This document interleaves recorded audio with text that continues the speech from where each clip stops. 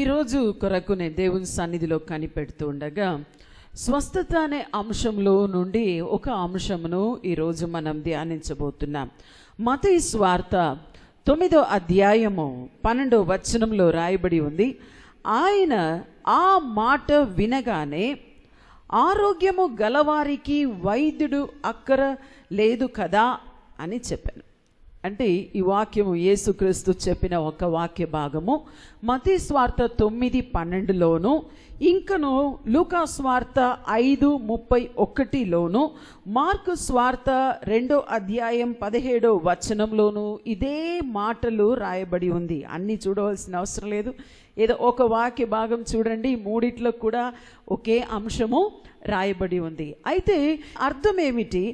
ఆయన ఆ మాట వినగానే ఆరోగ్యము గలవారికి వైద్యుడు అక్కర లేదు అని. అంటే అర్థం ఏమిటి? ఆరోగ్యం లేని వారికే వైద్యుడు అవసరం అని అర్థం. సో ఇది చదువుతున్నప్పుడు మనం సాధారణంగా ఏం అనుకుంటాం, ఈరోజు ఒకవేళ నేను వైద్యం గురించి లేదా ఆరోగ్యం గురించి మాట్లాడతానని మీరు అనుకుంటారు. కరెక్టే, కానీ ఈ ఒక వాక్య భాగము ఏ సందర్భంలో చెప్పబడింది? చాలామంది అనుకుంటారు ఇది ఒకవేళ యేసు శరీర ఆరోగ్యం గురించి చెప్పనేమో అని. ఒకవేళ ఆయన చెప్పిన ఈ వాక్య భాగం వాస్తవమో కరెక్టే అంటే, మంచిగా ఏ ఒక సమస్య లేనివారు ఎవరైనా పోయి హాస్పిటల్లో కూర్చుంటారా? నేనైతే నాకు ఏదైనా బలహీనం వచ్చినా కూడా హాస్పిటల్ పోవడం చాలా కష్టం. అంటే ఒకవేళ నా విశ్వాసం బట్టి అని మీరు అనుకుంటున్నారేమో, కానీ కొన్నిసార్లు హాస్పిటల్ పోతే ఏమవుతుందంటే ఒక్కటి టైము, తర్వాత టెస్ట్ మీద టెస్ట్, టెస్ట్ మీద టెస్ట్, టెస్ట్ మీద టెస్ట్, ఉన్న భయము కొద్ది భయం ఇంకా ఎక్కువైపోతుంది. సో చాలా వరకు కొన్నిసార్లు నేను హాస్పిటల్ పోవడము తప్పించుకుంటాను ఎక్కువగా. సరే, అది నా పర్సనల్ విషయం, అందుకని మిమ్మల్ని ఎవరిని మీరు హాస్పిటల్ వెళ్ళొద్దు అని నేను చెప్పను. ఇక్కడ రాయబడి ఉంది ఎవరికి అవసరమో, ఎవరికి? ఆరోగ్యము లేని వారికి, అంటే రోగులకు, వ్యాధితో ఉన్నవారికి. అయితే బైబిల్ గ్రంథంలో ఇక్కడ రాయబడి ఉంది, ఆయన ఆ మాట వినగానే. ఏ మాటను బట్టి? ఈ 3 గాస్పల్లో, అంటే మత్తయి సువార్తలో, గాస్పల్ ఆఫ్ మాథ్యూ, ఇంకా మార్కులో, లూక్, ఈ 3 కూడా ఎందుకు ఇది చాలా ప్రాముఖ్యంగా రాయబడి ఉంది? ఈ సందర్భం గురించి మనం చదివి చూస్తే, ఒకరోజు యేసు ఒక ప్రాంతమైన దాటి వెళ్ళుచున్నప్పుడు అక్కడ సుంకెరి పెట్టె యొద్ద, అంటే ట్యాక్స్ కలెక్టర్స్, ట్యాక్స్ అంటే ఈరోజు చాలా ట్యాక్సెస్ ఉన్నాయి, ఇన్కమ్ ట్యాక్స్, ఆ ట్యాక్స్, ఈ ట్యాక్స్, కొన్నిసార్లు ట్యాక్స్ కట్టలేకపోతున్నాం మేమైతే బిజినెస్ చేసుకుంటూ. సరే, అయితే ఆ రోజుల్లో ఈ ట్యాక్స్ కలెక్ట్ చేస్తున్న వారు, అంటే డైరెక్ట్గా ఈరోజు మన గవర్నమెంట్ అపాయింటెడ్ పీపుల్ ఉంటారు ట్యాక్స్ కలెక్టింగ్, అంటే మనము చాలా రకంగా ట్యాక్స్ కట్టవచ్చు. కానీ ఆ రోజుల్లో ఇజ్రాయెల్ ప్రాంతంలో ఇజ్రాయేలు పరిపాలన కాదు, కానీ ఆ ప్రాంతంలో వేరే వారు, అంటే రోమ దేశస్థులు ఇజ్రాయేలు వారి చేతిలో బానిసలుగా ఉన్నప్పుడు ఈ ఇజ్రాయేలు చేతుల ప్రజల్లో నుండి వారు అధికమైన పన్ను అనగా ట్యాక్స్ కలెక్ట్ చేశారు. ఇది కలెక్ట్ చేయడానికి వారి దేశ ప్రజలు కాదు, కానీ ఇజ్రాయేల్ ప్రజలనే అమర్చారు. ఏమని? అంటే ఇజ్రాయేల్ ప్రజల దగ్గర ఇజ్రాయేల్ ప్రజలే పోయి ఏం చేయాలి? కలెక్ట్ చేయాలి. కలెక్ట్ చేస్తున్నప్పుడు ఈరోజు ఒకవేళ, అంటే మీకు ఒక 10 లక్షలు కట్టాలంటే, జస్ట్ ఎగ్జాంపుల్ చెప్తున్నాను, ఒకవేళ 10,000 అనుకుందాం, 10,000 కట్టాలనుకుంటే కట్టడానికి స్తోమత లేని వారి దగ్గర వీరు లంచం తీసుకోవడం, డబ్బును బాగా సంపాదించడం, ఈ రోజుల్లో మనం చూస్తున్న కరప్షన్ ఆ రోజుల్లో కూడా ప్రజల్లో ఉండేది. అయితే ఈ ట్యాక్స్ కలెక్టర్స్ వారిని చాలా చాలా చాలా ఇజ్రాయెల్ ప్రజలు ద్వేషించారు. వారు ఈ రీతిగా పన్ను కానీ సుంకం కానీ కలెక్ట్ చేస్తున్నారని వ్యతిరేకించారు. అటువంటి సమయంలో వారిని మనుషులు ఏం చేశారు? పాపులు అనే దృష్టిలో పెట్టేశారు. దే ఆర్ ఆల్ సిన్నర్స్, వీళ్ళందరూ పాపులు.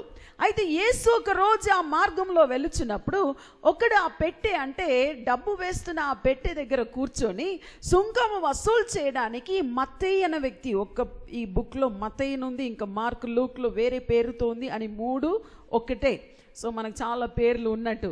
సో అక్కడ అతన్ని చూసి వెంటనే ఏమంటున్నాడు, నన్ను వెంబడించు, మత్తయి రా. ఎవరిని పిలుస్తున్నాడు? మత్తయిని పిలుస్తున్నాడు. ఎక్కడికి పిలిచాడు? మనం చూస్తున్నాము, ఆ మత్తయితో పాటు ఆయన ఇంటికి పోయి అక్కడ పోయి భోజనం చేయడానికి కూర్చున్నాడు. ఇప్పుడు చెప్పండి, ఎవరితో భోజనం చేస్తారు అంటే, ఇప్పుడు ఒక్కొక్క డిపార్ట్మెంట్స్ మీరు వర్క్ చేస్తున్నారు. టీచర్స్ అంటే వారి ఇంట్లో వాళ్ళ ఫ్రెండ్స్ అందరూ టీచర్స్గా ఉంటారు, సరేనా? ఇంకా దొంగలంటే దొంగలే ఉంటారు. ఇంకా ట్యాక్స్ కలెక్టర్స్ అంటే ట్యాక్స్ కలెక్టర్స్, ఇంకా పాపులు వారితో కలిసిన ఆ గ్రూప్సే ఉంటారు. అయితే ఇవన్నీ చూసిన పరిసయ్యులు, యేసు యొక్క ఉపదేశమును విన్న ప్రజలు, అంటే ప్రత్యేకంగా బైబిల్ను బాగా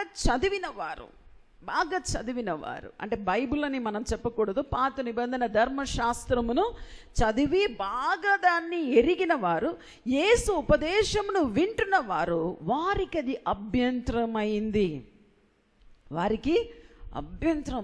ఈ రోజుల్లో కూడా నేను చూస్తాను, నేను అందరితో ధారాళంగా మాట్లాడుతున్న వ్యక్తి, అంటే ఉన్నవారైనా లేనివారైనా, కొన్నిసార్లు కొందరితో మాట్లాడుతున్నప్పుడు కొందరు అంటారు, ఓ సిస్టర్ ఆయనతో ఎందుకు మాట్లాడుతున్నారు, మీరు తింటాం అంటున్నారు, వారు చెడ్డోడు. నేనంటే వారు చెడ్డైనా వారు మంచి అయినా వారిది మంచి కానీ చెడు కానీ నన్ను మార్చదు. నాతో మాట్లాడడం బట్టి వాళ్ళు మారారు కానీ నేను మారలేను.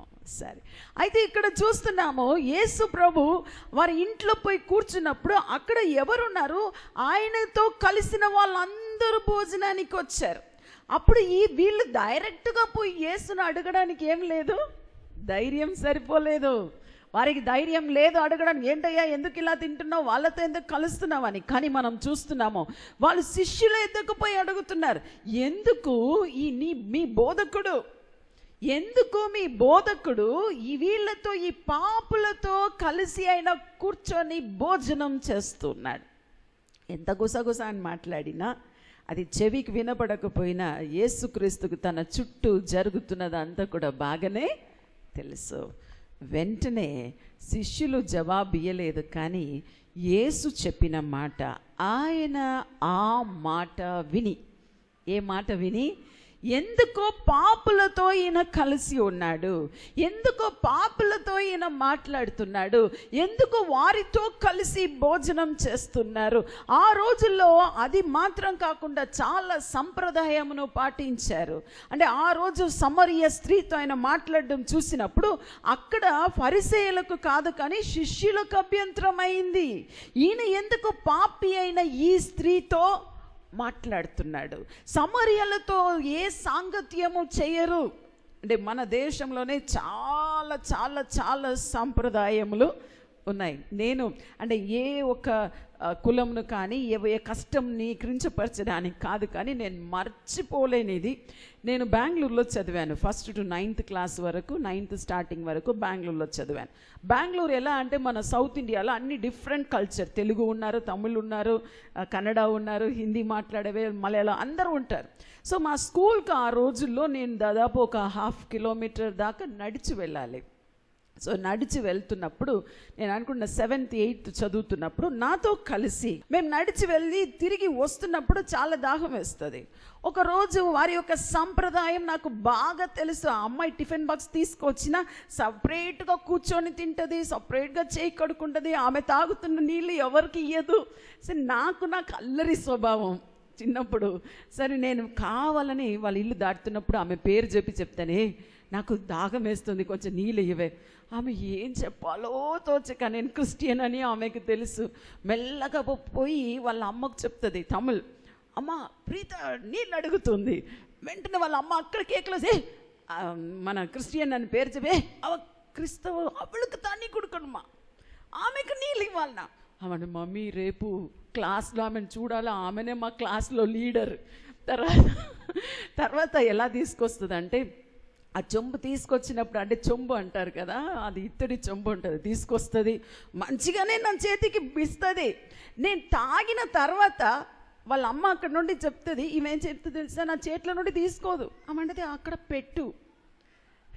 నేను కావాలని అక్కడ పెట్టి నడిచిపోయిన తర్వాత మెల్లగా తిరిగి చూస్తాను ఏం చేస్తారు తెలుసా? ఇంకొక గిన్నెలో నీళ్ళు తీసుకొచ్చి అది ముట్టుకోకుండా దాని మీద అంతా పోసి ఇంకా బయటనే అన్ని శుభ్రం చేసి తర్వాతనే లోపల తీసుకెళ్తారు. సంప్రదాయంలో ఇప్పుడు చాలా మారారు అనుకోండి, చాలా మారారు ఈ రోజుల్లో ప్రజలు. కానీ ఆ రోజుల్లో సమరియలతో ఏ సాంగత్యము చెయ్యరు.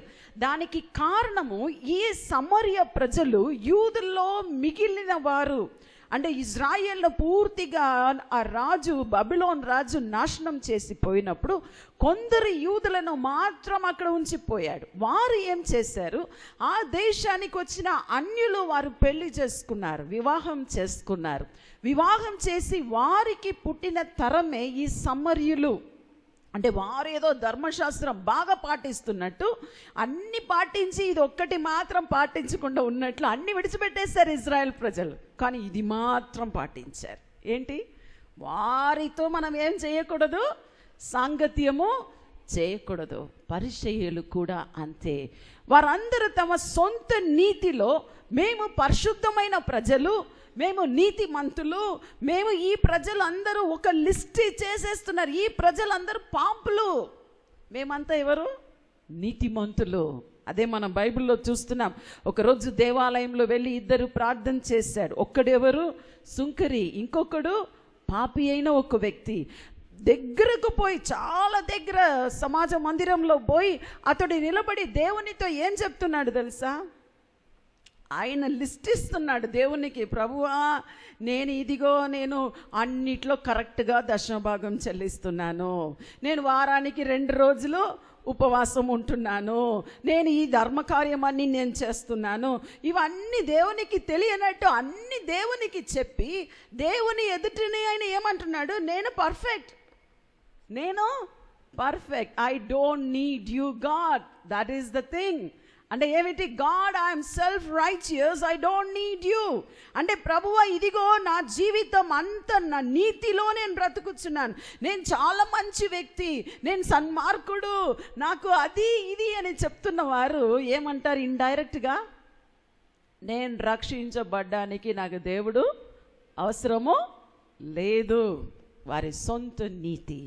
కానీ దూరంలో అది చెప్పడం మాత్రం కాదు, పోతే పోనీ అలా చెప్పని. కానీ ఇంకా ఏం కలిపాడు తెలుసా ఆ మాటలో? అదిగో అక్కడ ఉన్నాడు చూడండి ఆ సుంకరి, ఆయన వల్లే నేను కాదు. కంపారిటివ్. కానీ దేవుని దృష్టిలో మనల్ని దేవుడు అంగీకరిస్తూ ఉన్నాడా? ఎవరిని అంగీకరిస్తున్నాడు? విరిగి నలిగిన మనసుతో, ప్రభువా నీ సన్నిధికి రావడానికి నాకు యోగ్యత లేదు ప్రభువా, నిన్ను అబ్బా తండ్రి అని పిలవడానికి నాకేం లేదు, అర్హత లేదు. ఎప్పుడు నాకు నచ్చినది బైబిల్లో సమ్ రోజుల క్రితం నేను మెసేజ్ ప్రిపేర్ అవుతున్నాను. ఎవరి గురించి అంటే the parable of the prodigal son. దానికి పేరే చెడ్డ కుమారుడు. ఎవరు చెప్పారండి ఆయన చెడ్డ కుమారుడు అని? మనం పెట్టుకున్నాం ఆ పేరు, మనము మనుషులు పెట్టిన పేరు. కానీ దేవుని దృష్టిలో ఎవరిని దేవుడు అంగీకరించారు? ఇది దేవుడు అనే చెప్పాలి, తండ్రి అని. తండ్రికి ఉన్న 2 కుమారుల్లో ఒక కుమారుడు మంచి కుమారుడు మనం అంటాం. ఎవరు? తండ్రి చెప్పిన మాటను అక్షరాలు లోబడ్డాడు. గుడ్, వెరీ గుడ్ బాయ్, మంచిగా లోబడ్డాడు. కానీ రెండో వ్యక్తి దూరం వెళ్ళిపోయాడు, అన్నీ నాశనం చేశాడు. కానీ ఒకరోజు ఆయన బుద్ధి మారింది. అంటే మారు మనసు పొందాడు. ఏం పొందాడండి చెప్పండి? మారు మనసు పొందాడు. మారు మనసు పొంది ఆయన అంటున్నాడు, ఇదిగో నేను లేచి నా తండ్రి ఎద్దకు పోయి, ఆయన మనసులో చెప్పుకుంటున్నాడు. ఫస్ట్ నేను లేచి తండ్రి ఎద్దకు పోయి, ఇదిగో తండ్రి నీకు విరోధముగాను, పరలోకానికి విరోధం, అగెయిన్స్ట్ యూ అండ్ గాడ్, నీకు విరోధముగాను దేవునికి విరోధముగానే నేను పాపం చేశాను. ఇంకా నీ కుమారుడని పిలవడానికి నాకేం లేదు, యోగ్యత లేదు. నీ ఇంట్లో నన్ను ఒక పనివాడుగా ఉంచుకో. కానీ వచ్చిన తర్వాత ఎంత చెప్పాడు? పూర్తిగా చెప్పలేదండి. ఆయన వస్తున్నప్పుడే తండ్రికి తెలుసు ఆయన వస్తున్నాడు. బైబిల్లో ఉంది, దృష్టితో చూసి ఇదిగో ఆయన వస్తున్నాడని తెలుసు. జాగ్రత్తగా వినండి. కానీ దేవునికి ఎప్పుడు తెలుసా? మీ మనసులో మార్పు వచ్చినప్పుడే ఆయనకు తెలుసండి. మీ నోట్లో నుండి మాటలు బయటికి రాకముందే మీరు పశ్చాత్తాపడి మీ కన్నులో నుండి ఒక బుట్టు కన్నీళ్లు కింద కారినప్పుడే ఆ పాపాత్మురాలైన స్త్రీ యేసు ఎద్దకు వచ్చి ఆమె ఏం మాట్లాడలేదు. యేసు ఏం చూశాడు? ఆ కన్నీటిలో ఉన్న వేదనను చూశాడు. మనం ఎక్కడో చదివాను చిన్న న్యూస్ ఆర్టికల్లో. వారు అన్నారు, అక్కడ దానిలో రాయబడి ఉంది, డోంట్ వేస్ట్ యువర్ టీయర్స్. ఇప్పుడు మన రక్తంలో అయినా 75% నీళ్ళు ఉంది, కానీ మీరు కన్నీళ్ళలో 70% నీళ్లు కాదండి. అది ఎలా వస్తుందని ఇంకా ఎవరికి తెలియదు. కన్నీరు ఏం బయలుపరుస్తుంది? మీరు దుఃఖంలో ఏడుస్తున్నారా, మీరు బాధలో ఏడుస్తున్నారు, కానీ పశ్చాత్తాపముతో దావీదు అంటున్నాడు, ఇదిగో విరిగి నలిగిన మనస్సుతో. కీర్తన 51లో విరిగి నలిగిన మనస్సును నీవు ఆలక్ష్యం చేయవు అని రాయబడి ఉంది. పశ్చాత్తాపంతో ఆ చెడ్డ కుమారుడు అని మనం చెప్తున్న ఆ వ్యక్తి అక్కడి నుండే చెప్పడం ప్రారంభించాడు. ఒక్కసారి మాత్రం అనుభవంలో మనం ఆలోచించాలి. బైబిల్ను అక్కడి నుండి ఆలోచించాలి. నేను ఆలోచించాను, ఆయన ఎంతసేపు నడుచుకొని వచ్చాడు. యాకోబు గురించి చూస్తున్నాం, తన సహోదరుని చూడ్డానికి తిరిగి వస్తున్నాడు. మనకు తెలుసు వస్తున్న మార్గం అంతా, అయ్యో ఈయన నన్ను అంగీకరిస్తాడా, అంగీకరించడా, నేను పోతే ఈయన ఏమంటాడు, కోప్పడతాడా, ఈయనని ఎలా సమాధానపరుస్తాం, అదే ఉంది.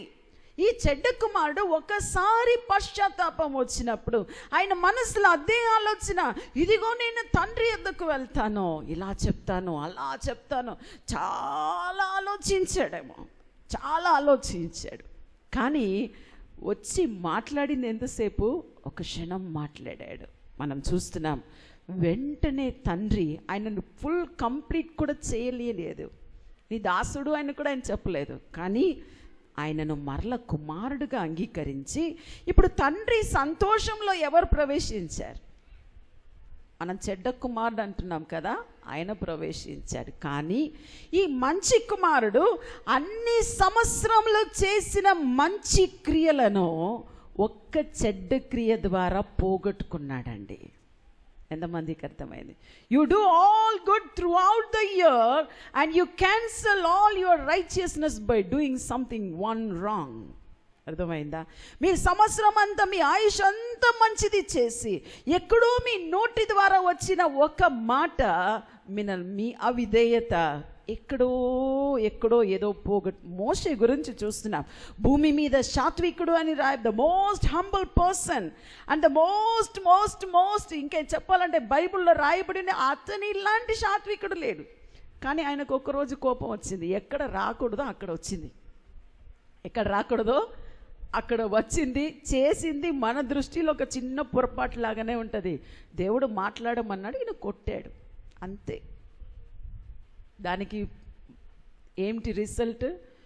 ఈ ఇజ్రాయేల్ ప్రజలైనా అక్కడ ప్రవేశించారు, కానీ మోషే ప్రవేశించలేకపోయాడు. మరలా అడుగుతున్నాడు, మొన్న అదే నా బైబిల్ పోర్షన్ అడుగుతున్నాడు చివరికి, ప్రభువా నేను ఈసారి దయచేసి నేను ప్రవేశిస్తాను, నేను వెళ్తాను. దేవుడు ఏమన్నాడు తెలుసా? నేను కొన్నిసార్లు అలాగే పిల్లలతో మాట్లాడుతున్నాను, ఒకసారి అడుగుతున్నాడు, మమ్మీ నేను don't talk to me again, ఈ విషయం ఇంకొకసారి నాతో మాట్లాడు. దేవుడు ఏమంటున్నాడు? ఇంకొకసారి నాతో మాట్లాడు. అయితే ఇవన్నీ ఎందుకు చెప్తున్నానని మీరు ఆలోచిస్తే, పాత నిబంధనలో అంటే యేసు ఉన్న దినము పాత నిబంధన జ్ఞాపకం చేసుకోండి. క్రొత్త నిబంధన ఎప్పుడు ప్రారంభమైందంటే, ఎప్పుడు ఆయన రక్తమును చింది మరణం నుండి లేచాడో అప్పుడే క్రొత్త నిబంధన అండి. రక్తం ద్వారానే క్రొత్త నిబంధన. అయితే ఇక్కడ మనం చూస్తున్నాము, ఈ యొక్క సుంకరి గురించి యేసు చెప్పిన మాట ఏమంటున్నాడు? ఫరిసీయులను చూసి తమ సొంత నీతిలో మాకు దేవుడు అవసరం లేదు అని ఇజ్రాయేల్ ప్రజలు తీర్పు తీర్చారు. అయితే యేసు అంటున్నాడు, ఎవరికి ఆరోగ్యం గలవారికి వైద్యుడు అక్కర్లేదు. అంటే నేను ఆరోగ్యంగా ఉన్నాం, మేమందరూ సన్మార్గులుగా మేము ఉన్నాం, మేము నీతిమంతులుగా ఉన్నాం, మాలో ఏ పాపం లేదు అంటున్న వారికి ఎవరు అవసరం లేదు? దేవుని నీతి అవసరం లేదు. ఇప్పుడు మీరు చెప్పండి, మన పరిశుద్ధత అంతా కూడా మనం దేవుని యొద్దకు మనం చేరలేం. మనం ఎవరు కూడా, నేను ఎప్పుడు అంటాను, no one is so righteous that you can reach the righteousness of God. అంటే మనం ఎవ్వరు కూడా బైబిల్ గ్రంథంలో ఉంది అందరూ పాపము చేసి, ఇంగ్లీష్లో కరెక్ట్గా ఉంది, everyone sinned and fall short of the glory of God. అంటే అందరికి కూడా ఆదాము నుండి ఈ భూమి మీద జన్మించే పోయే చివరి మానవుడు వరకు కూడా జన్మంలోనే పాపం ఉంది. ఈ పాపం పోవాలంటే, అంటే దేవుని యొక్క మహిమను మనం పొందాలంటే, మనకు దేవుడు మన కొరకు సిద్ధపరిచిన ఆ పరలోకంలో ప్రవేశించాలంటే ఏ నీతి కార్యం చేయాలి? ఒకటి, నాకు దేవుడు అవసరం. ఏమిటండి? నాకు దేవుడు అవసరం. నేను చేస్తున్న నీతి క్రియ అయితే మీరు ఇలా కూడా అడగవచ్చు, సిస్టర్ అయితే నేను నీతి క్రియ చేయవలసిన అవసరం లేదా? ఇది ఎన్నోసార్లు నేను ప్రతిసారి చెప్తాను ఇటువంటి ప్రసంగం చేసినప్పుడు. ఇది వింటున్న ప్రజలు అనుకోవచ్చు, అయితే నేను ఎలాగైనా జీవించవచ్చా? నేను ఎలా ఉన్నానో నా బిడ్డలు అలా ఉండాలని ఆశపడతాను కనుక వాక్యంలో ఉంది, నీ తండ్రి పరిశుద్ధుడు గనక నువ్వు కూడా పరిశుద్ధుడుగా ఉండు. That is a necessity. అంటే యేసు చెప్తున్న రీతిగా మీరు అందరూ దొంగల, అంటే మీ తండ్రి అపవాది అయినా ఆ సాతాను వలె, ఆ దొంగ వల్లే మీరు ఉన్నారు కాబట్టి మీరు దొంగనే. తమిళ్ అంటారు, తిరుడనుకు పుట్టినది తిరుడనికి పిறந்தது తిరుడన్, అంటే దొంగకు పుట్టినవాడు దొంగ అంటారు. అంటే మీరు ఎవరి ద్వారా నూతనంగా జన్మించబడ్డారు? మీరు యేసుక్రీస్తును సొంత రక్షకుడిగా అంగీకరించినప్పుడు నాకు ఈ దేవుడు అవసరం, నాకు ప్రతిరోజు అవసరం. కొన్నిసార్లు రక్షించబడిన తర్వాత కూడా ప్రజలు పడిపోవడము, మరలా లేవడము, పాపం వారి జీవితంలో రావడం, మరలా పశ్చాత్తాపపడడం జరుగుతుంది. అందుకే మనం చూస్తున్నాం పాత నిబంధనలో ఈ ఒక వాక్యం ధ్యానిస్తూ ఉన్నప్పుడు, పాత నిబంధనలో కూడా దానికి సందర్భమైన ఇంకొక వాక్యం ధ్యానించాను. అది చదవడం ప్రారంభించాను. ఆ అధ్యాయం మాత్రం నేను తమిళ్లో, తెలుగులో, ఇంగ్లీష్లో మరలా చదువుతున్నప్పుడు నా హృదయంలో ఒక చాలా దుఃఖం వచ్చింది. 1 గంట వరకు కూర్చొని ఉన్నాను రాత్రి. ఇర్మియా గ్రంథము 8వ అధ్యాయం మనం చూసినట్లయితే దానిలో చివరి మాట ఈ రీతిగా రాయబడి ఉంది. గిలాదులో గుగ్గిలము ఏమీ లేదా, అక్కడ ఏ వైద్యుడును లేదా, నా జనులకు ఎందుకు స్వస్థత కలుగక పోచున్నది. ఇక్కడ దేవుడు మాట్లాడుతున్నాడు. పాత నిబంధనలో ఇర్మియా ప్రవక్త ద్వారా ఇజ్రాయేలు ప్రజలతో ఆయన మాట్లాడుతున్నాడు. ఇది చదువుతున్నప్పుడు కూడా ఇది హీలింగ్ గురించి. ఇప్పుడు వరకు కూడా ఎవరికి ఈ గుగ్గిలం ఏమిటో తెలియదు. ఎగ్జాంపుల్ చెప్పాలంటే, మీరు ఈ వేప చెట్టు చూసి ఉన్నారా? ఆ వేప చెట్టులో కొన్ని చెట్లు కొంచెం ముదిరిన తర్వాత దానిలో నుండి ఇది ఒక తైలం లాగా వస్తుంది, తర్వాత అది గట్టిగా అయిపోతుంది. ఆ రీతిగా ఈ సాంబ్రాణి లాగా ఇవన్నిట్లాగా ఆ రోజుల్లో ఉన్న గుగ్గిలం ఇప్పుడు అది లేదు అని సైన్స్ చెప్తుంది. ఆ గుగ్గిలం ఎంత పవర్ఫుల్ అంటే ఏ రోగముకైనా అది వాడినప్పుడు అది చాలా మందు ప్రభావము. గుగ్గిలం ఆ రోజుల్లో దొరికిన గుగ్గిలము మనం చూస్తున్నాం. సాలమోన్ కాలంలో కూడా తీసుకొచ్చినట్టు మనం చూస్తున్నాం. ఈ గుగ్గిలమును ఆ రోజుల్లో చాలా రోగానికి వాడుకున్నారు. ఈరోజు మనం యూకలిప్టిస్ వాడుతున్నట్టు, యూకలిప్టిస్ చాలా విధమైన రోగానికి చాలా హెర్బల్స్ ఆ రీతిగా ఉంది. అయితే ఆ రోజుల్లో దేవుడు చివరిగా అడుగుచున్న మాట, నా ప్రజలు అంటే గుగ్గిలం లేదా, వైద్యుడు ఎవరు లేదా, ఎందుకు నా ప్రజలు స్వస్థత పొందుకున్నారు? ఇది తీసుకొని చాలామంది అలాగే మాట్లాడతారు. కానీ అక్కడ ఉన్న సందర్భంను చూస్తే నేను ఒక్కొక్కటిగా మరలా చదివాను. అది చదువుతున్నప్పుడు దేవుని ఒక హృదయము నాకు ఆ నిన్నటి దినం అర్థమైంది. ఫస్ట్ మనం చూస్తున్నాము ఈ ఇజ్రాయేలు ప్రజలు ఏ రీతిగా దేవుని విడిచి దూరం అయిపోయారు అని చాలా బాధతో ఈ ప్రవక్త ద్వారా దేవుడు మాట్లాడడం. కొన్ని రెఫరెన్సెస్ మాత్రం నేను ఎలా రాసుకున్నాను. అక్కడ మనం చూస్తున్నాము, మనం ఎలా చూస్తున్నామంటే దేవుని వేదన, వారు ఏమేం చేశారు? మోసమును ఆశ్రయము చేసుకున్నారు అని అంటున్నాడు. మోసమును ఆశ్రయం చేసుకున్నారు. మీరు క్రైస్తవులుగా ఉంటే ఇతరులను మోసం చేయాలనే ఒక ఆశ మీకు రానే రాదు. ఎవరికైనా మోసం చేయాలనే తలంపు, ఎందుకంటే మనకున్న ఈరోజు 2 ప్రమాణం, నీ ఒక్క ప్రమాణం అని కూడా చెప్పవచ్చు. దేవుణ్ణి పూర్ణ మనసుతోనూ పూర్ణ శక్తితోనూ ప్రేమించు, నిన్ను ఎలా నువ్వు ప్రేమిస్తున్నావో పొరుగు అని కూడా ప్రేమించు. అయితే ఇక్కడ మనం చూస్తున్నాము దేవుడు అంటున్నాడు, మోసమును ఆశ్రయం చేసుకున్నారు. ఇతరులను మోసం చేసి, వినండి క్రైస్తవ ప్రజలు, ఇతరులను మోసం చేసి మీరు ఏదో సంపాదించారు అనుకుంటే దానికి 4 రెట్లు మీ దగ్గర నుండి దొంగలిస్తాడు. దొంగ అంటే ఇంట్లో వచ్చి దొంగని కాదు. అంటే ఈరోజు ఒక దైవజనుడితో మాట్లాడాను, పేరు చెప్పను ఇప్పుడు, రావడానికి ముందు ఆయనతో మాట్లాడుతున్నప్పుడు టైత్ గురించి మాట్లాడడం ప్రారంభించారు. అప్పుడు నేను ఆ బ్రదర్తో చెప్పాను, బ్రదర్, మల్లకీలో రాయబడింది ఎంతో వాస్తవం. క్రైస్తవ ప్రజలు అనుకుంటారు ఒకవేళ దశమ భాగం తీసుకోకుండా చాలా పొదుపు చేసుకుంటామని. కానీ నేను అన్నాను, ఎప్పుడు దశమ భాగం దేవునికి ఇవ్వవలసింది చెల్లించకుండా ఉన్నారో ఆ నెలలో మెడికల్ ఖర్చులు బాగా అవుతుంది. నవ్వుతున్నారు చూడండి, అనుభవం మీకు చాలామందికి. ఆ మంత్ చాలా సరే మెడికల్ ఖర్చు కాలేదు సిస్టర్ అంటారా, మీ బండి ఖరాబ్ అవుతుంది, ఎక్కడో మెకానిక్కి పోయి ఇస్తారు. ఆ మెకానిక్ దర్శన భాగం తీస్తున్నాడేమో, జస్ట్ జోక్ చెప్తున్నాను. కానీ నిజం, మోసము, అక్కడ రాయబడింది మోసమును ఆశ్రయము చేసుకున్నారు. తర్వాత చెడుతనము గూర్చి పశ్చాత్తాప పడుతున్నవాడు లేకపోయింది. ఎంతో చెడుతనం ఉన్నా మీరు ఒకసారి ఆలోచించండి. మనుషులో నేను మొన్న ఒక మెసేజ్ వచ్చింది, ఇంకా నేను మాట్లాడలేదు. There is a lion in every man. ప్రతి మనిషిలో ఒక సింహము ఉంది. మనం ఎంత మంచిగా ఉన్నా మనలో ఎక్కడో ఒక సింహం అంటే ఎవరు? అపవాది యొక్క ఆలోచనలు కానీ, అపవాది యొక్క చెడుతనము కానీ ఎక్కడో కొంత అండి. 99% మీరు పరిశుద్ధంగా ఉన్న అట్లీస్ట్ 1% అయినా ఏముంటుంది? ఆ చెడు ఉంటుంది.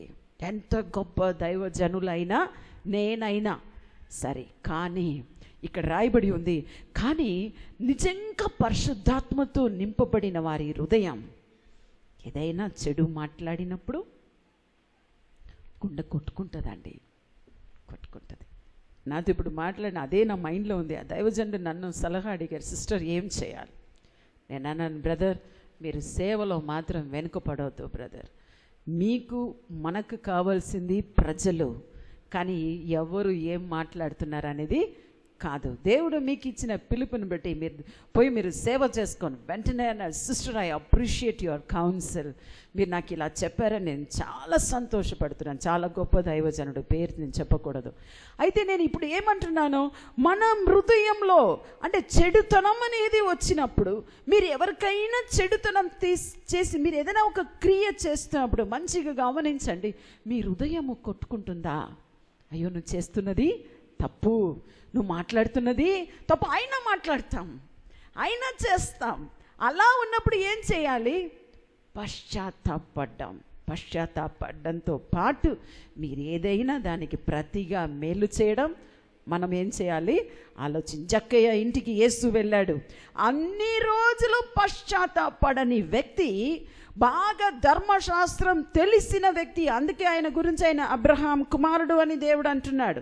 ఎందుకు తెలుసా? ఆయన ఇజ్రాయేల్. ఇంతకు ముందు నేను చెప్పిన రీతిగా సుంకము వసూలు చేస్తున్న వారందరూ ఇజ్రాయేలులే. అక్కడ ఆయన హృదయము యేసు వచ్చినప్పుడు అందరూ చెబుతున్న మాట, ఈ పరిశుద్ధుడు నా ఇంటికి రావడానికి నాకు యోగ్యత లేదు అని ఆయన గుండె కొట్టుకున్నది. వెంటనే లేచి నిలబడి ఏమంటున్నాడు? ప్రభువా, నేను ఎవరిని ఏదైనా నేను అన్యాయంగా తీసుకొని ఉంటే 4 గంతులు తిరిగి చెల్లిస్తాను. ఎందుకలా అన్నాడు? అబ్రహాము సంతానం అని ఎందుకన్నాడు తెలుసా దేవుడు? పాత నిబంధన ధర్మశాస్త్ర ప్రకారం మీరు పాత నిబంధన చదివి చూస్తే, ఎవరికైనా అన్యాయంగా మీరు ఏదైనా తీసుకున్నప్పుడు దానికి 4 రెట్లు తిరిగి ఇవ్వాలని ధర్మశాస్త్రం చెప్తుంది. నేను ఈరోజు లెక్క చెప్పట్లేదు, మీకు కావాలంటే మీరు 7 రెట్లు ఇవ్వండి, ఏం బాధ లేదు. కానీ కనీసం చెప్పడైనమైనా చేయవచ్చు. అయితే అందుకే దేవుని బాధ నేను చెప్తున్నాను. ఆయన అంటున్నాడు, చెడుతనం గురించి పశ్చాత్తాపడుచిన వాడు ఒక్కడును లేకపోయాను. ఇంకా అంటున్నాడు, అయితే నా ప్రజలు యెహోవా న్యాయ విధిని ఎరుగరు అని. న్యాయ విధిని ఎరుగని ప్రజలు. ఇంకా అంటున్నాడు, యెహోవా వాక్యమును నిరాకరించువాడు వారికి ఏ పాటి జ్ఞానము కలదు. అంటే ఇజ్రాయేలు ప్రజలు ఈరోజు ఎవరితోనో మాట్లాడుతున్నప్పుడు మా ఇంట్లో ఉన్న ఒక అమ్మాయితో మాట్లాడుతున్నప్పుడు చెప్పాను. దేశంలో ఆమె ఏదో అన్నది, అక్క ఇది చేస్తే, అది నమస్కారం చేస్తే బ్రెయిన్ ఏంటి జ్ఞానము పెరుగుతుందంట. నేనన్నయే నీకు బుద్ధి లేదు, మన క్రైస్తవ ప్రజలకు బుద్ధి బాగానే ఉంది.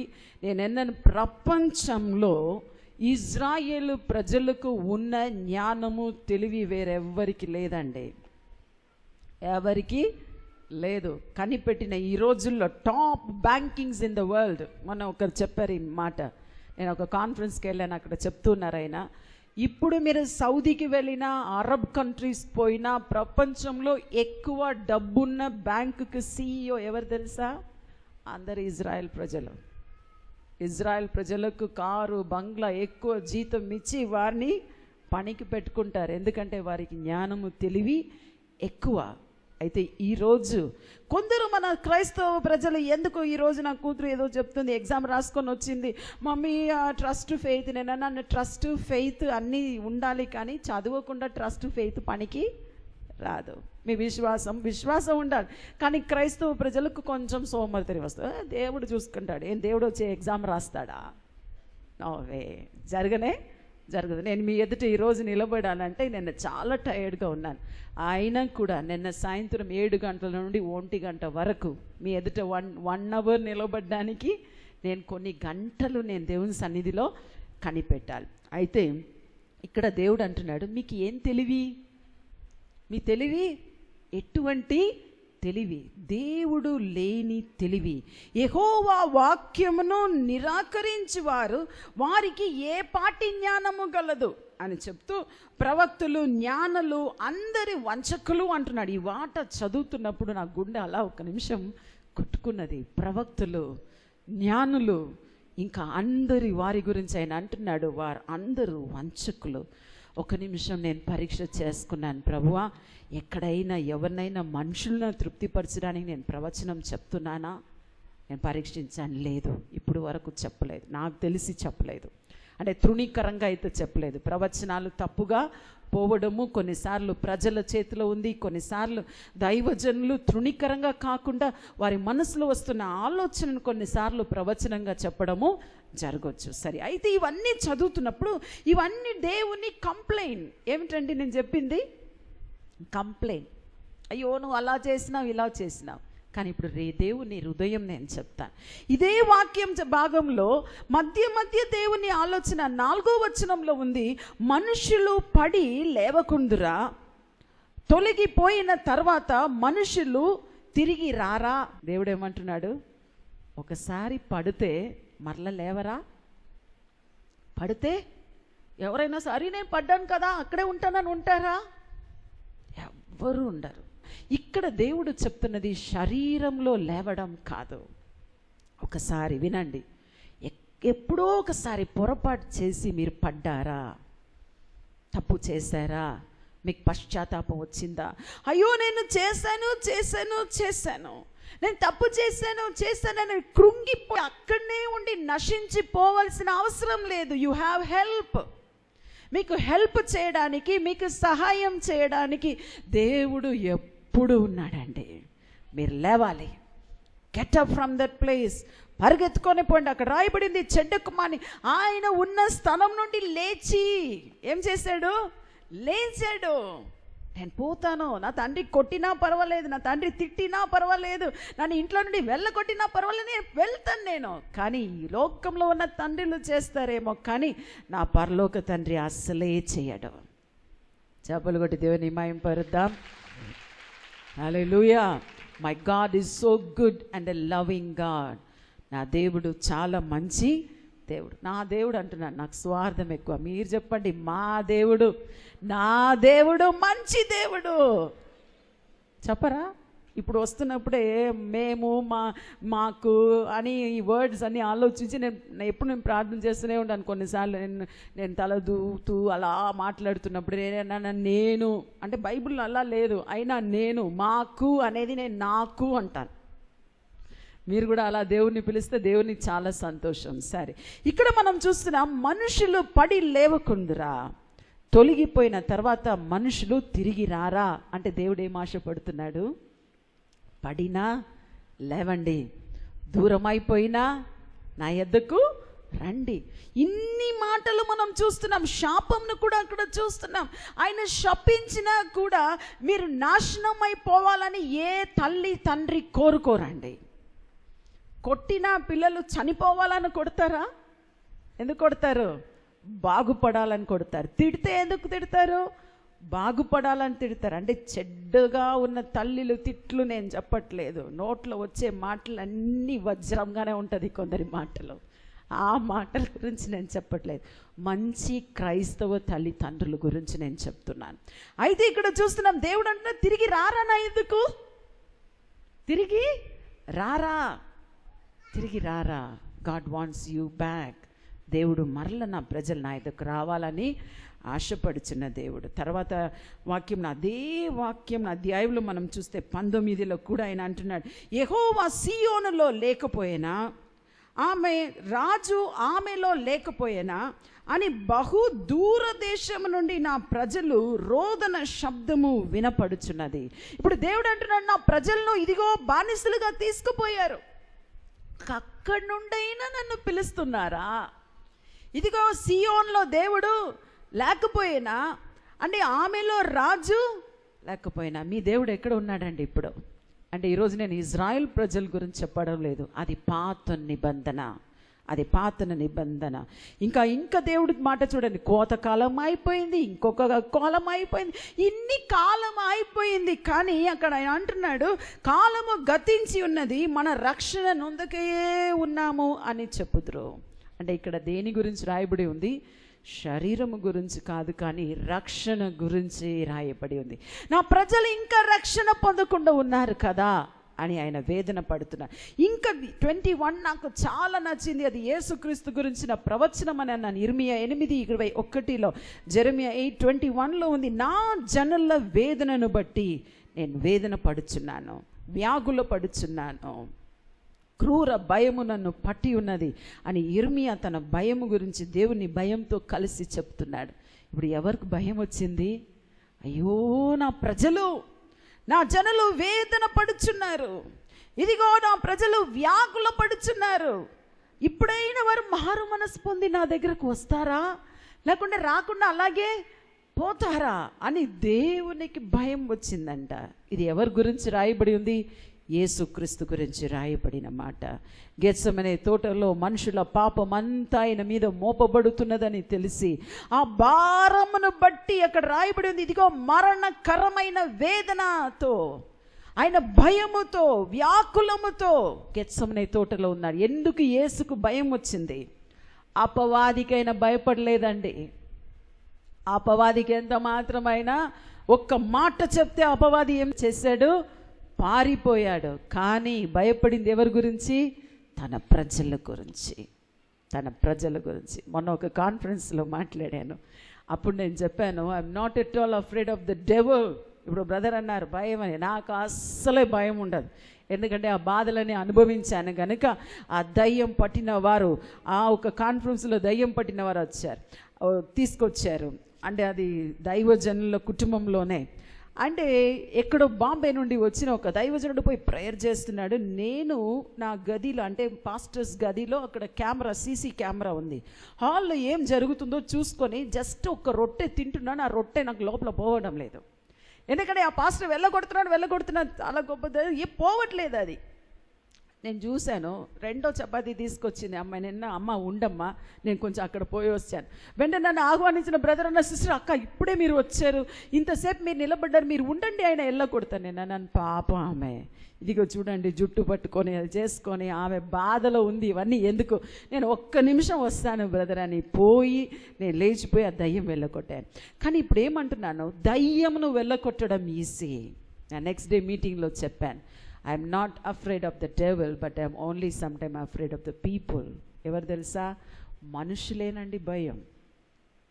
దయ్యాలు ఇప్పుడు బ్రదర్ అన్న రీతిగా అది నా మెసేజ్ ఎప్పుడు అంటాను, అపవాదికి చోటు ఇవ్వకుడి. మీరు చోటు ఇవ్వకపోతే మీ జోలికి అసలే రాలేడు. అలా వచ్చినా కూడా మీకున్న ధైర్యంతోనూ, మీకున్న విశ్వాసంతోనూ, మీకున్న పరిశుద్ధాత్మతోనూ, దయ్యమును మీరు ఈజీగా వెళ్ళగొట్టగలరు. కానీ ఇక్కడ దేవునికి బాధ దయ్యము గురించి కాదండి. ఎక్కడైనా దయ్యం గురించి దేవుడు మాట్లాడాడా బైబిల్లో? అసలే లేదు. ఆయన బాధ అంతా మీ గురించి, నా గురించే, తన ప్రజల గురించి. ఇక్కడ ఆయన అంటున్నాడు, నా జనులు వేదనను బట్టి నేను వేదన పడుచున్నాను. అందుకే తన ఏకైక కుమార్ని పంపించి మీ వేదన, మీ పాపములు, మీ వ్యసనములు, మీ దుఃఖములు, మీ బాధలు అన్నిటినీ తన మీద, అందుకే రాయబడింది, మీ బాధ నా బాధ అయింది, మీ దుఃఖము నా దుఃఖం అయింది. మీరు పడిపోయారా? అక్కడ నేను మీతో పడ్డాను. Come on get up. పడినప్పుడు ఏం చేస్తారు? ఓ లేవండి లేవండి అని ఒక నిజమైన స్నేహితుడు ఏం చేస్తాడు? సహాయం చేస్తాడు. అందుకే యేసు ఏమంటున్నాడు?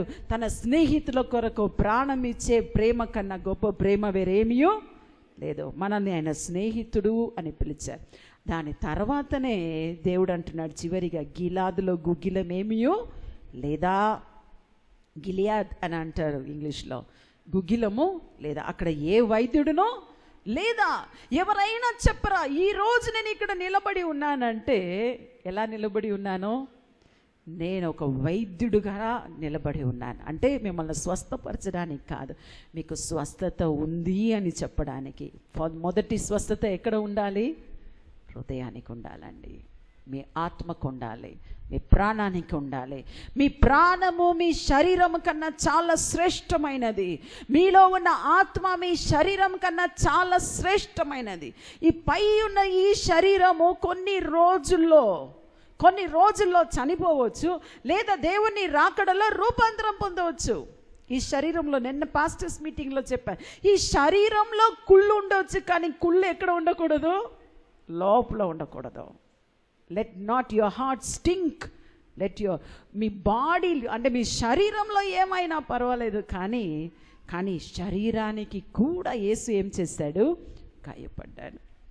అయితే ఈరోజు మనకు మొదటి గిలాదు బాంబ్ ఎక్కడ కావాలి? గిలాదు ఏమిటి? ఈరోజు ఒకటి మందు మాత్రం ఉందండి. ప్రాణము, శరీరము కొరకు, మన ఆత్మ కొరకు. ఆ గిలాది ఏం తెలుసా? యేసుక్రీస్తు రక్తము. హల్లెలూయా. చప్పలు కొట్టి దేవుని మహిమపరుద్దాం. Thank you Jesus. హల్లెలూయా. ఈరోజు మనం ఒకవేళ, ప్రభువా నా యొక్క ప్రాణంను స్వస్థపరచండి, నా యొక్క ఆత్మను స్వస్థపరచండి, దుఃఖంతో వచ్చాను, వ్యాకులంతో వచ్చాను. దేవుడు అంటున్నాడు, ఇదిగో నా కుమార్తె దూరదేశం నుండి అయినా నన్ను మర్చిపోయింది. నన్ను పిలవలేదా?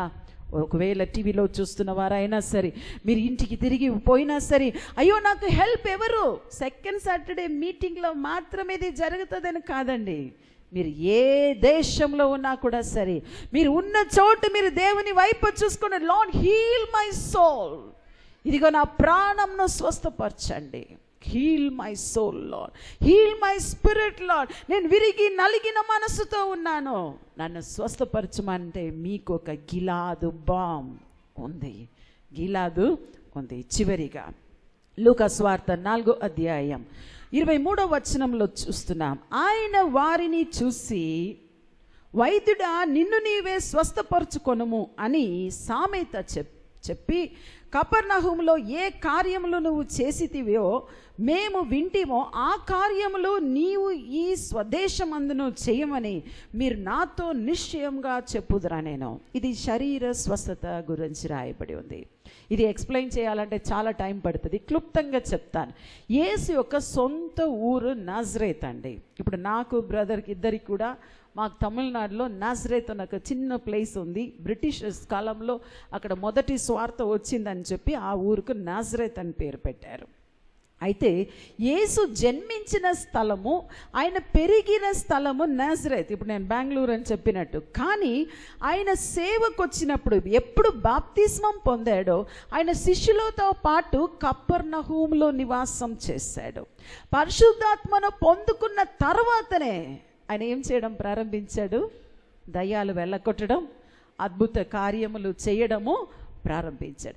అయితే సొంత గ్రామానికి పోయినప్పుడు ఎంతగా, ఇప్పుడు నేను బ్రదర్ ఇద్దరు కూడా మా సొంత ఊరికి పోతే, నేను మొన్న పోయాను, ఎంత గొప్ప దైవజనరాలైనా మా ఊర్లో కింద కూర్చోవాలి, మార్బుల్ ఉంది. అందరూ నేను పోయి కూర్చుంటే అందరూ అలా చూస్తున్నారు, అయ్యో వచ్చి ఇక్కడ కూర్చునేది అందరూ అన్నారు, ముందు అక్కడ కొయ్యర్ బెంచ్ ఉంది కదా అక్కడ పోయి కూర్చుని. నేను అన్నాను పర్వాలేదు, మా సొంత ఊరు గ్రామం, అందరు కూర్చుంటారు కదా నేను కూడా కూర్చుంటాను. దానికి 2 రోజుల ముందు కన్వెన్షన్లో మాట్లాడాను. కానీ ఎంతైనా ప్రజలు ఏంటి ఈమె నన్ను చూస్తే ఏమంటారు, ఆయన కూతురు కదా, ఎవరు కూతురు, డాడీ పేరు చెప్పి బాలరాజు కూతురు కదా, జైనమ్మ మనవరాళ్ళు కదా, ఓ మనకు ఏం తెలియదా ఏంటి. కానీ అది అబద్ధం చేయడం దేవునికి సాధ్యం. అక్కడ కూడా దేవుడు నన్ను బలంగా వాడుకున్నాడు. అది అబద్ధమైంది అని చెప్పాలి. కానీ యేసు చెప్పిన మాట, ఇదిగో కపెర్నహూములో నువ్వు అద్భుత కార్యం చేసినావు కదా, ఇదిగో వైద్యుడా నిన్ను నీవే స్వస్థపరచుకో. అంటే ఏమిటి, ఓ అందరికీ వైద్యం చేస్తున్నావు కదా, నిన్ను నీవు స్వస్థపరచుకో. మొన్న ఒక యాప్లో చూశాను, ఒక న్యూస్ చదివాను, షాక్ అయిపోయింది. చాలామందికి క్యాన్సర్ ట్రీట్మెంట్ అంటే పేగులతో త్రాగి పేగులు చెడిపోయి క్యాన్సర్ వచ్చి ఇటువంటి భయంకరమైన రోగం ఉన్న వారికి ట్రీట్మెంట్ ఇచ్చే డాక్టర్ ఎలా చనిపోయాడు తెలుసా? విదేశంలో త్రాగి చనిపోయాడండి. త్రాగి ఈయన చాలామందికి కౌన్సిలింగ్ చేశాడు, ఎలా త్రాగుడు నుండి బయటికి రావాలి. నాకు తెలిసిన ఒక డాక్టర్ నాకు బెంగళూరులో సైకియాట్రిస్ట్ ట్రీట్మెంట్ చేసింది. అంటే పెళ్ళైన తర్వాత నాకు మానసికంగా అంటే ఇది పిచ్చి పట్టి అవన్నీ అయినప్పుడు ఆమె మన ఇండియా దేశంలోనే ఒక స్పెషలిస్ట్ డాక్టర్, చాలా సన్నగా ఉంటుంది. తర్వాత మా అమ్మ అన్నది ఆమె కొడుకు యాక్సిడెంట్లో చనిపోయాడు. ఎంతోమందికి నాకు కూడా మంచి ట్రీట్మెంట్ ఇచ్చారు ఆ డాక్టర్. కానీ ఆమె చివరి దిశలో ఆ కొడుకు చనిపోయిన తర్వాత ఆమె డిప్రెషన్లో చనిపోయిందండి. వైద్యుడా నిన్ను నీవే స్వస్థపరచుకో. యేసుతో కూడా అదే మాట, ఇక్కడ ఎందుకు అంత అద్భుత కార్యాలు చేస్తున్నావు, నీకు బాగా పేరుకు రావాలంటే ఎక్కడికి పో, సిటీకి వెళ్ళి చేసుకో. ఎందుకు గ్రామాల్లో సేవ చేస్తున్నారు, సిటీకి వెళ్ళి చేయండి కాదు. అయితే యేసు ఈ మాట ఎందుకు అంటున్నాడంటే, ఆయన సొంత ఊర్లో వచ్చి ఆయన వాక్యమును చదివినప్పుడు. ఈరోజు స్వస్థత గురించి అంటే, ఒకవేళ ఈరోజు స్వస్థత జరగవచ్చు, జరగకపోవచ్చు. ఒకవేళ వరంగల్లో జరుగుతున్నది ఇంకా ఇక్కడ వేరే ఒక చోటు జరగకపోవచ్చు. లేదంటే కొన్ని మీటింగ్స్లో జరిగింది, నేను మర్చిపోలేనిది తిరుపతిలో జరిగిన మీటింగ్. నేను ఆ పేరు వినంగానే తిరుపతిలో ఏం జరుగుతుందో అనుకున్నాం. ఇక్కడ ఎవరు వస్తారు, పెద్ద మీటింగ్. నేను అనుకున్నా సెకండ్ డే థర్డ్ డే అంటే 30,000 పీపుల్ కన్నా ఎక్కువ ఉన్నా, 30,000 ప్రజల కన్నా. ఎంత అద్భుతాలు సెకండ్ డే జరిగిందంటే, అంబులెన్స్లో చనిపోతున్న ఒక వ్యక్తి, ఎయిడ్స్ శరీరం అంతా కుళ్ళిపోయిన ఒకరిని తీసుకొచ్చారు. అది ఎలా వచ్చాడో నాకు తెలియదు. డిశ్చార్జ్ చేసేసారంట, ఈయన రేపు చనిపోతాడు, హాస్పిటల్లో చనిపోకూడదు, తీసుకుపోండి. ఆ అంబులెన్స్ డైరెక్ట్గా వచ్చి మైదానంలోను. కానీ ప్రార్థన సమయంలో దేవుని శక్తి దిగి వచ్చింది. ఆయన వచ్చి చెప్పిన సాక్షి నేను చెప్తున్నాను. ఆ ట్యూబ్స్ అన్నీ, ఆ వెయిన్లో ఉన్న ట్యూబ్స్ అన్నీ తీసేసి, సూజి అంతా తీసేసి స్టేజ్కి వచ్చాడు. ఆయన అన్నాడు, మీరు ప్రార్థన సమయంలో దేవుని శక్తి దిగి వస్తుందన్నప్పుడు నేను పడుకొని ఉన్న అంబులెన్స్లో దేవుని శక్తి దిగి వచ్చింది, నాకు స్వస్థత అయిందని. ఎయిడ్స్ రోగం స్వస్థత అయింది. హల్లెలూయా. నేను అనుకున్నాను ఒక్కటే హీలింగ్ అనుకున్నాను. తర్వాత వస్తున్న వాళ్ళందరూ ఎయిడ్సే. నేను అనుకుంటున్నాను నా 3-4, ఐఎమ్ నాట్ ష్యూర్ ఎంతమంది, నాకు సాక్ష్యం విన్న గుర్తుంది.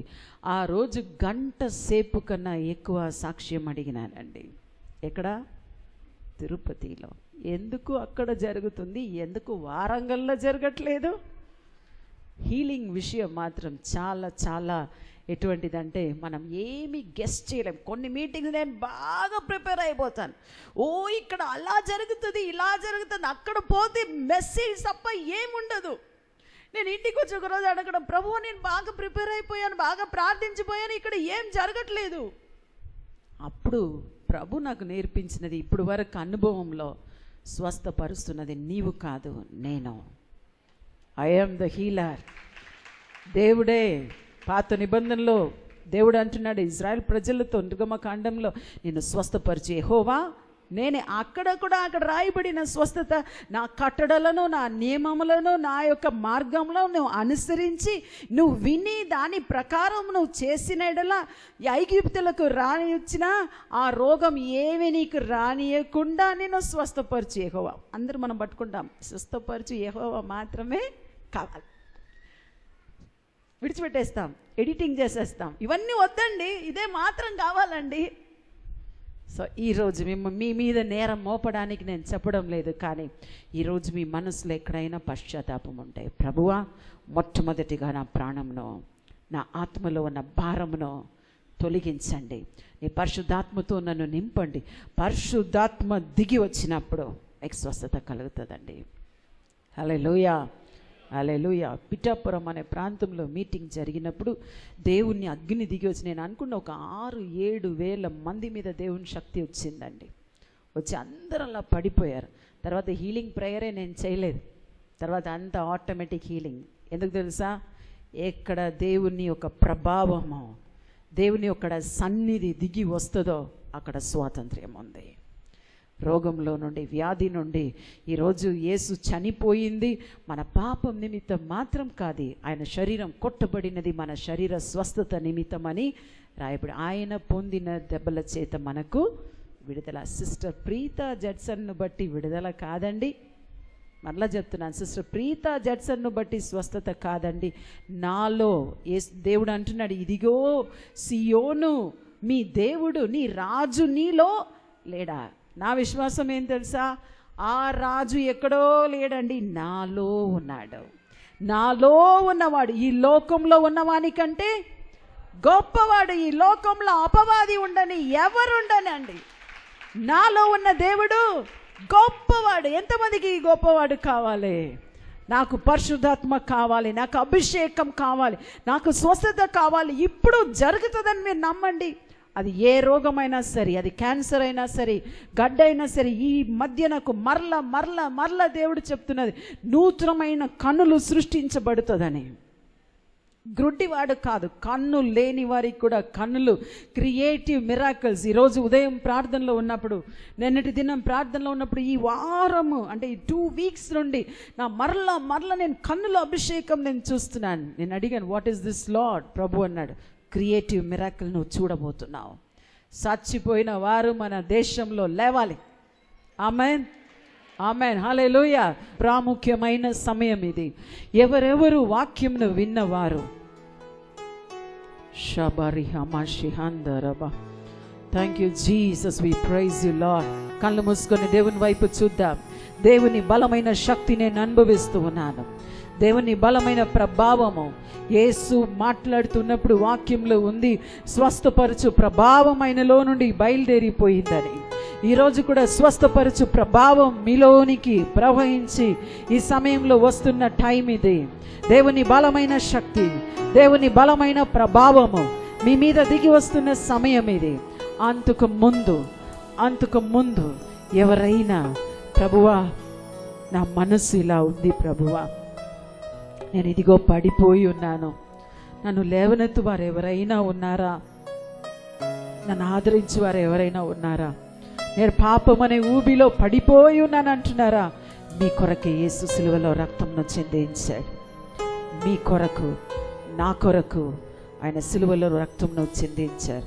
మీరెవరైనా సరే, మీరు ఏ గోత్రమైనా సరే, మీరు ఏ మతమైనా సరే, మీ ఏ కలర్ అయినా సరే, మీ విశ్వాసం ఏమైనా సరే, కానీ ఈరోజు మీ విశ్వాసమును దేవుని మీద మార్చుకోండి.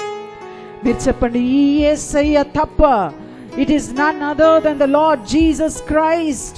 Only the name of the Lord Jesus can save me from all my guilt and shame, from all my sin, from all my unrighteousness. నాలో ఉన్న ప్రతి పాపము నుండి, దుర్నీతి నుండి, అతిక్రమము నుండి, దుర్నీతి అన్నిటినీ మీ ఊహకు ఏమేం వస్తుందో, whatever your conscious is convicting you, మీ హృదయంలో వస్తున్న ఏ ఒక్క పశ్చాత్తాపమైనా సరే, ఈ సమయంలో దేవుని పాదంలో అప్పగించండి. కళ్ళు మూయండి అందరూ. ఒకవేళ మీకు పశ్చాత్తాపముతో ఏడుపు వస్తే, మీరు చెప్పండి, ప్రభువా నేను బహిరంగంగా చూడ్డానికి ఈ పరిసయ్యులు వలె నేను కూడా నీతిమంతుడిలాగా ఉన్నాను, కానీ మా హృదయం నీకు తెలుసు ప్రభువా. నా తలంపు నీకు తెలుసు తండ్రి, నా యోచన నీకు తెలుసు ప్రభువా, నేను నడుస్తున్న మార్గం నీకు తెలుసు తండ్రి. హ్యావ్ మర్సీ ఆన్ మీ, నా మీద కనికరించుము. విరిగి నలిగిన హృదయముతో ఇదిగో ప్రభువా నేను అడుగుచున్న, నోరు తెరిచి ప్రార్థన చేయండి. Open your mouths and cry to the lord. చెప్పండి, ప్రభువా నాకు నీవు అవసరము తండ్రి, నేను ఉన్న స్థలం నుండి నీ చేయి చాపి నన్ను లేవనెత్తండి.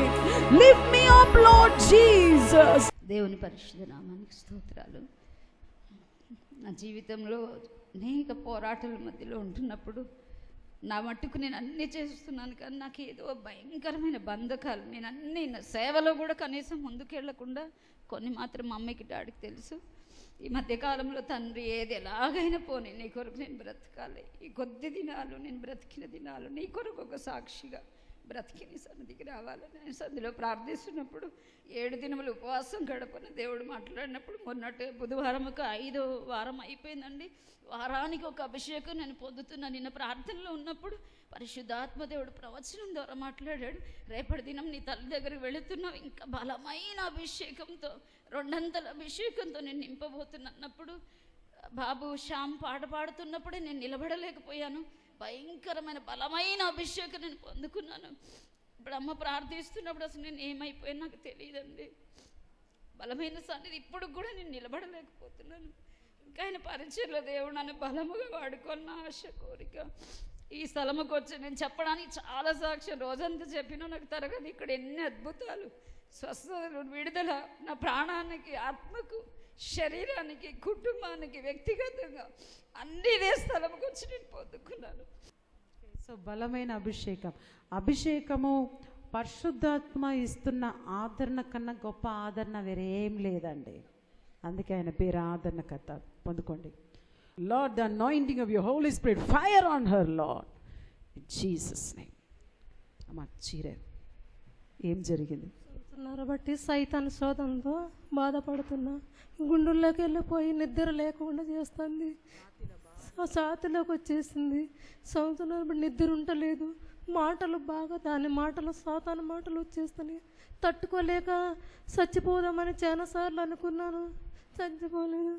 ప్రార్థనకు వచ్చిన తర్వాత ప్రార్థన చేసింది. నేను ఇల్లెందు నుంచి వచ్చిన. ఇప్పుడు ఏం జరిగింది? ఇప్పుడు ప్రార్థన చేస్తున్నప్పుడు ప్రార్థన శక్తి వచ్చి నా మీదకి వచ్చింది. పడిపోయినా నాలో నుంచి ఏదో వెళ్ళిపోయినట్టు కనిపించింది. ఇప్పుడు ఎలా ఉంది? ఇప్పుడు మంచిగా ఉంది. కళ్ళు కూడా బయర్లు గమ్మినట్టు అయిన ఇటు వరకు ఇప్పుడు తేటగా కనపడుతుంది. కన్నును ఛాతీని ప్రభు స్వస్థపరిచాడు. ఎలా స్వస్థత? అపవాది వెళ్ళిపోయినప్పుడు ఆటోమేటిక్గా స్వస్థత జరుగుతుంది. ఈ సహోదరి గురించి ప్రభు బయలుపరిచారు. ఛాతీలోనూ ఇంకా మాట్లాడలేక ఇంకా కన్ను చూడండి, ఆమె ఒక్కటే అన్ని అద్భుతాలు పొందుకున్నది. అందుకని ఇంకా ఈమె చెప్పేసింది, నాకు కన్ను ఒక్కరిని స్వస్థపరచాలని ఏం లేదండి, అందరూ స్వస్థత పొందవచ్చు మీ శరీరంలో. అమ్మ నీకు ఇప్పుడు తేలిగ్గా ఉందా?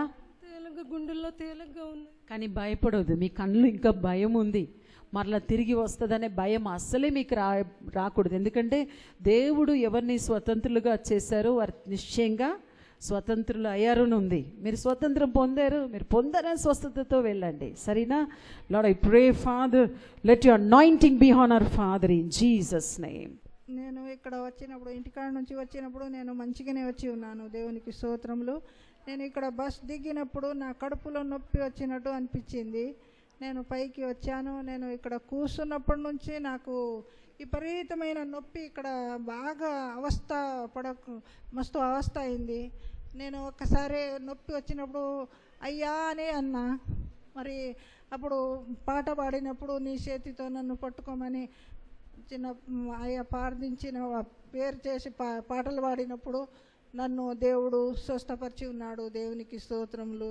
ఇప్పుడే నాకు నొప్పి వచ్చింది, మళ్ళీ నొప్పి దేవుడు స్వస్థపరిచి ఉన్నాడు. దేవునికి స్తోత్రం. కడుపు నొప్పి బాగా పిసికినట్టు ఒకేసారి నేను మొత్తుకున్నాను. ఇప్పుడు ఇక్కడ కూర్చున్నప్పుడే ఫస్ట్ పాట మన కుమారుడు పాడినప్పుడు నా చేతితో నిన్ను పట్టుకో పాడిని అన్ని అని చెప్పినప్పుడు ఆ పాట పాడినప్పుడే నొప్పి వచ్చింది. ఎస్సయా అని నేను అప్పుడే అయ్యా అని నేను ఒక్కసారి బిగ్గరగా మొత్తుకున్నాను. మళ్ళీ 2 సార్లు నొప్పి వచ్చింది. ఆ పాటలనే నన్ను దేవుడు స్వస్థపరిచాడు. ఆమేన్, హల్లెలూయా. పాట పాడినప్పుడు దేవుని సన్నిధి దిగి వస్తుంది. Thank you father for your healing master.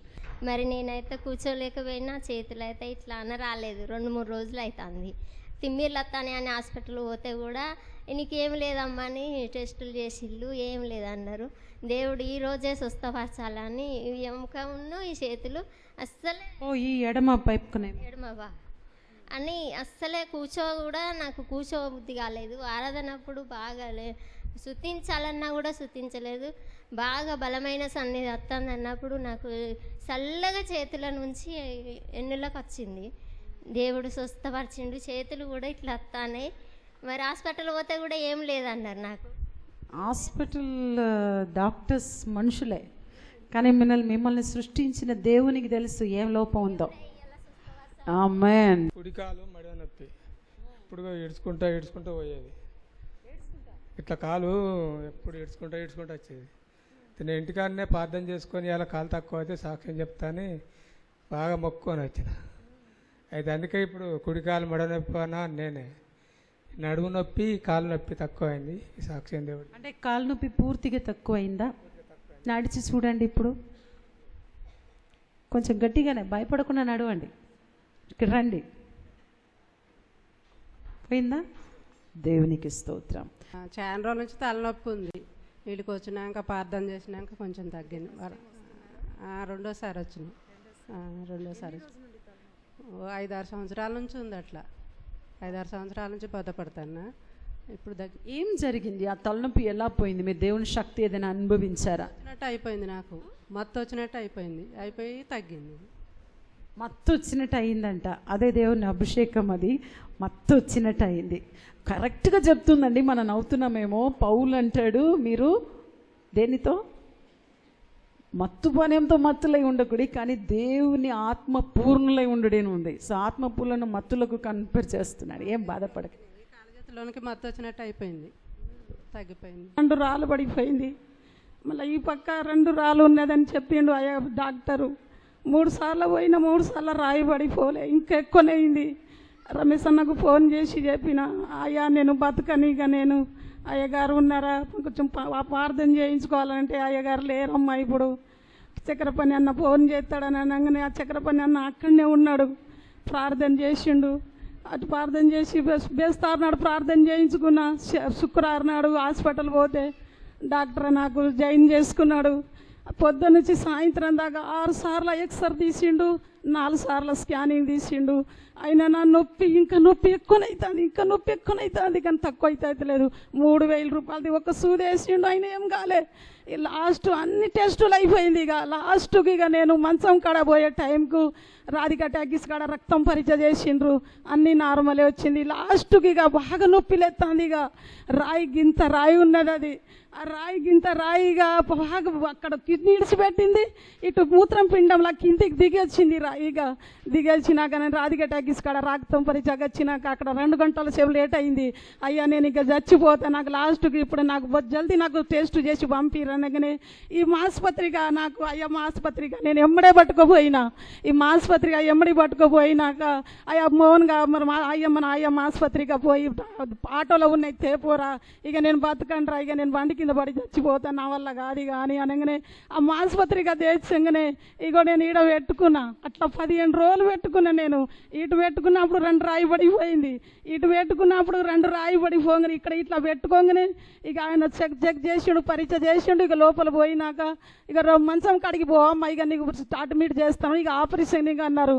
అనగానే నేను ఒక ఆగురా కొంచెం నేను బాత్రూమ్ పోయి వస్తా అనగానే నేను డబ్బాలో పోయి మూత్రం పట్టగానే గింత రాయి అయ్యా నాకు. ఈ ఆసుపత్రిక నాకు ఎంతో పని చేసింది. నాకు ఈ ఆసుపత్రిక నేను ఎంతో 3 రాయి పడిపోయింది. నాకు ఈ పక్క పడిపోయింది, ఈ పక్క పడిపోయింది.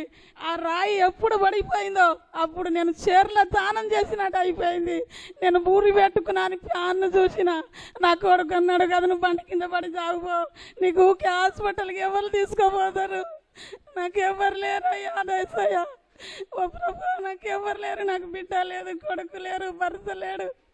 నేను ఏం చేయాలని ఏడ్చినప్పుడు నేను డాక్టర్ తీసుకుపోయి రాయి చూపించినప్పుడు ఇక నేను వెళ్ళిపోతా, నేను మా అయ్యగారి పైన సాక్ష్యం చెప్పాలి, ఇక నేను ఉండను అని నేను డాక్టర్కి చూపించినప్పుడు నా అయ్య సార్ నేను పోతా, ఇక నేను అనగానే లేదమ్మా నీకు ఇంకా 10 రాళ్ళు ఉన్నాయి, పైన చిన్న చిన్న రాళ్ళు ఉన్నాయి, ఇంకా నీకు అడ్మిట్ చేసినా కదా, ఇంకా నీకు ఇప్పటికే 10,000 బిల్లు అయిపోయింది, నీకు ఆ బిల్లు కట్టిపోవాలి నువ్వు అని అనగానే అమ్మ ఇక ఆయనతో చేపించిన దానికి నువ్వు ఆయనతో చేయించుకో అమ్మ అనగానే ఇక 5 రోజుల తర్వాత నాకు ఆపరేషన్ అయింది.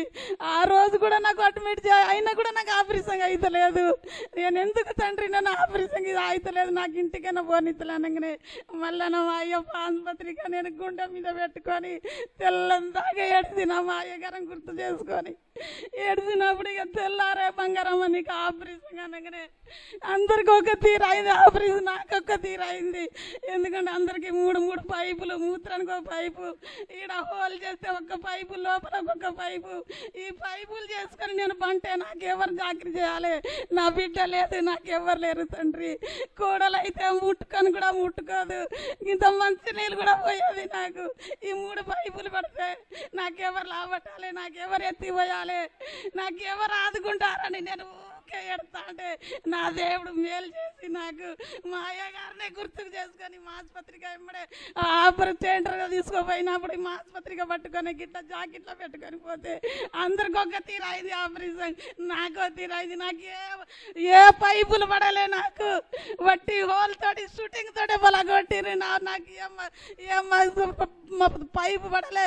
నేను నడిచా రాత్రి లేచి చూస్తే నాకే పైపు లేదేంది దేవా, అయ్యా నాకు ఆపరేషన్ చేసి చేయలేదని అన్ని ఎంకలు ఆడుకుంటాను. నాకు సోయి వచ్చినప్పుడు అమ్మా నీకు హోల్ చేయలేదమ్మా, నీకు ఆపరేషన్ కుట్లు పడలే, నీకు అందరికో తీరైంది, నీ దేవుడు నీకో తీరు చేసిండు దేవా అని అనే వరకు పొద్దున లేచే వరకు నేనే లేచిన, నేనే బాత్రూమ్కి పోయినా, మళ్ళీ పొద్దున మూత్రంలో కిన్ని రాళ్ళు పడ్డదయ్యా నాకు అయ్యగారు నాకు.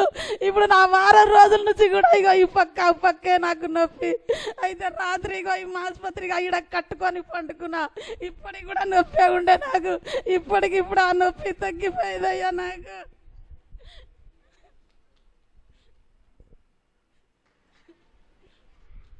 ఓకే, నేను 5 నెలల కాడ నుంచి 5,000 నెలకు 1000 దాచిపెట్టిన మా అయ్య మందిరానికి ఇవ్వాలి, నేను కట్టబడితే మందిరానికి ఇవ్వాలని 5 నెలల కాడ నుంచి 5,000 పింఛని పైసలు దాచిపోయిన మందిరం కోసం నేను తినకుండా తాగకుండా మా అయ్య మందిరానికి ఇస్తాను ఇవాళ పట్టుకొని వచ్చిన. నేను పోయిన శనివారం వస్తాం అనుకున్నా, కానీ అదే రాత్రి వచ్చిన. నేను ఆపరేషన్ చేయించుకొని వచ్చేంత ఓపిక లేదు ఆ రోజు నాకు.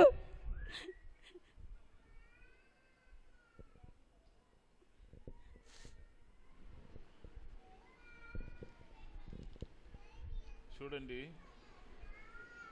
మాసపత్రిక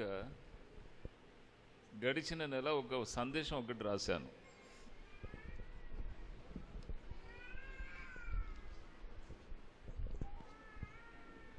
నిన్ను స్వస్థపరచు యెహోవాను నేనే. వారికి ఎంత విశ్వాసం చూడండి. ఈ పత్రికనే 15 రోజులు పెట్టుకొని ఉన్నారంట హాస్పిటల్లో. వారికి అందరికీ చేసినట్టు ఆపరేషన్ కాలేదు, అన్ని రాళ్ళు బయటికి వచ్చినవి అంటున్నారు ఈ పత్రికను పెట్టుకొని. అంటే ఈ పత్రికలో ఏం లేదు, వారికి ఉన్న విశ్వాసం చూడండి. విశ్వాసం అద్భుత కార్యమును చేస్తుంది. ఈ పత్రికను వారు తనతో పెట్టుకొని విశ్వాసంతో ప్రార్థన చేశారు, అన్ని రాళ్ళు పడిపోయినవి. మా ఫ్యాక్టరీలోనే పనిచేస్తున్నారు. కొన్ని 10-15 సంవత్సరాల నుండి వారు తెలుసు నాకు. వారికి సహాయం చేయడానికి ఎవరు లేరు, ఒంటరిగా వారి యొక్క జీవితం. కానీ చూడండి, దేవుడు వారి యొక్క విశ్వాసమును చూసి అద్భుత కార్యం చేశారు. 5,000 రూపాయలు కానుక తెచ్చారు. వారే కష్టపడుతున్నారు.